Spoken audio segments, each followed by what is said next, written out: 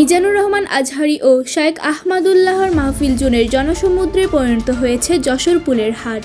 গত 2 দিন থেকে আজ তৃতীয় দিনে শেষ হতে যাচ্ছে আকিজ গ্রুপের সৌজন্যে আয়োজিত মাহফিল।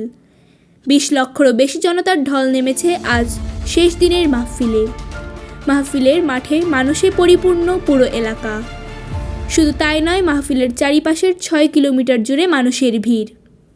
চারিপাশের 4 কিলোমিটার দূর থেকে সমস্ত রাস্তা বন্ধ করে দিয়েছে প্রশাসন। মানুষ হেঁটেই আসছে মাহফিলে 4-5 কিলোমিটার দূর থেকে। আনুমানিক ধারণা করা হচ্ছে 20 লক্ষের অধিক মানুষের সমাগম হয়েছে।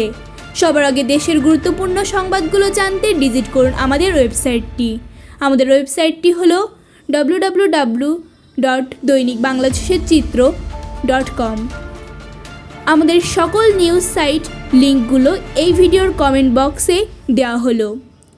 এখনও কেউ যদি আমাদের পেজটি ফলো না করে থাকেন, তারা ফলো দিয়ে দৈনিক বাংলাদেশের চিত্র নিউজের সাথেই থাকুন। যদি সুন্দর একটা পরিবেশ 1 ঘন্টা পর্যন্ত দিতে পারেন, আশা করছি এইটা আপনাদের একটা রেফারেন্স হয়ে থাকবে। আপনারা কি পারবেন? মনে রাখবেন, মির্জা গালিব খুব সুন্দর করে একটা কথা বলেছেন, যখন আপনি আপনার উপর যে অর্পিত দায়িত্ব তা যদি যথাযথ পালন করেন, you will become the part of. এখন যদি আপনারা সেই পরিবেশ দিতে পারেন, শায়েখ চলে আসবেন। আশা করছি শায়েখ চলে এসেছেন।